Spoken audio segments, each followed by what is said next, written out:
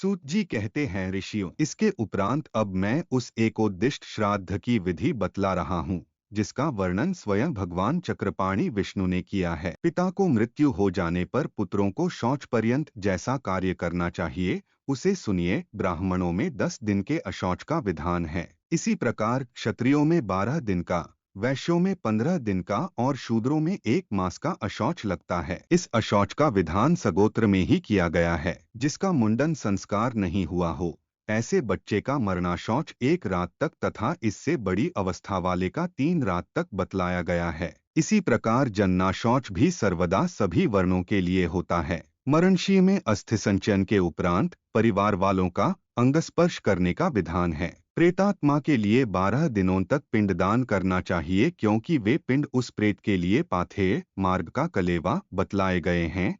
आथ अतिशय सुखदायी होते हैं। इसी कारण वह प्रेतात्मा 12 दिनों तक प्रेतपुर यमपुरी को नहीं ले जाया जाता।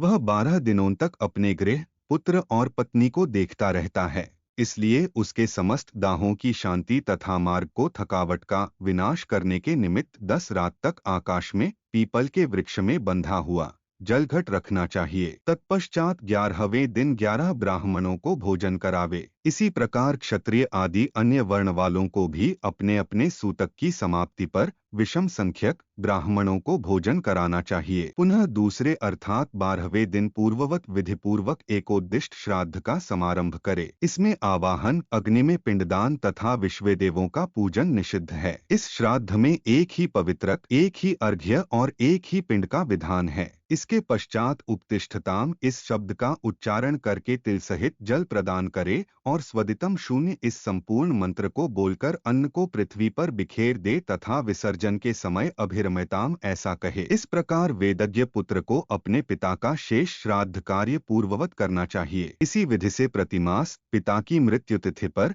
सारा कार्य संपादित करना चाहिए। सूतक समाप्त होने के पश्चात दूसरे दिन कांचन पुरुष, सोने की प्रतिमा और फल वस्त्र से समन्वित विलक्षण शया का दान करना चाहिए। उसी समय अनेकविध वस्त्राभूषणों से द्विज दंपति का पूजन करे। तत्पश्चात वृषोत्सर्ग साड़ छोड़ने का काम संपन्न करे। उस समय एक सुंदर कपिला गौ का दान करे। नरश्रेष्ठ पुनः अनेक प्रकार के भक्ष्य भोज्य पदार्थों से युक्त एक जलपात्र जो तिल और जल से परिपूर्ण हो दान करे। इस प्रकार के जलपात्र का दान वर्ष पर्यंत करना चाहिए। इस तरह 1 वर्ष पूर्ण होने पर सपिंडीकरण श्राद्ध किया जाता है। सपिंडीकरण श्राद्ध के पश्चात प्रेतात्मा पार्वण श्राद्ध का भागी हो जाता है तथा पूर्वकथित आभ्युदिक आदि वृद्धि श्राद्धों में भाग पाने के योग्य एवं गृहस्थ हो जाता है। सपिंडीकरण श्राद्ध में सर्वप्रथम विश्वदेवों को नियुक्त करे। तत्पश्चात पितरों को स्थान दे और प्रेत का स्थान उनसे अलग निश्चित करे। फिर अर्घ्य देने के लिए चंदन, जल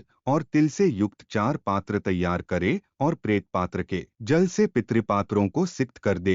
अर्थात प्रेत पात्र के जल को 3 भाग में विभक्त करके उन्हें पितृपात्रों में डाल दे। इसी प्रकार पिंडदाता 4 पिंडों का निर्माण करके उन्हें संकल्प पूर्वक पितरों और प्रेत के स्थानों पर पृथक पृथक रख दे। फिर ये समानाह 0 वाजस 0 19 45 से 46 इन 2 मंत्र द्वारा अंत के चौथे प्रेत के पिंड को स्वर्णशलाका या कुश से 3 भागों में विभक्त कर दे और एक एक भाग को क्रमशः पितरों के पिंडों में मिला दे। इसके पश्चात उस चौथे पिंड का कहीं भी कोई उपयोग नहीं रह जाता। इसके बाद वह प्रेतात्मा सब ओर से संतुष्ट होकर पितृरूप में परिवर्तित हो जाता है और अग्निश्वात आदि देव पितरों के मध्य उत्तम एवं अविनाशी पद प्राप्त कर लेता है। इसी कारण सपिंडीकरण के पश्चात उसे कुछ नहीं दिया जाता। यह प्रेतात्मा जिन पितरों के बीच स्थित है उसके पिंड के तीनों भागों को उन्हीं पितरों के पिंडों में मिला देना चाहिए। तत्पश्चात संक्रांति अथवा ग्रहण आदि पर्वों के समय त्रिपिंड श्राद्ध ही करना चाहिए। एकोद्दिष्ट श्राद्ध को प्रेतात्मा की मृत्यु के दिन करने का विधान है। जो श्रद्धकर्ता पिता को मृत्यु तिथि पर एकोदिष्ट श्राद्ध का परित्याग कर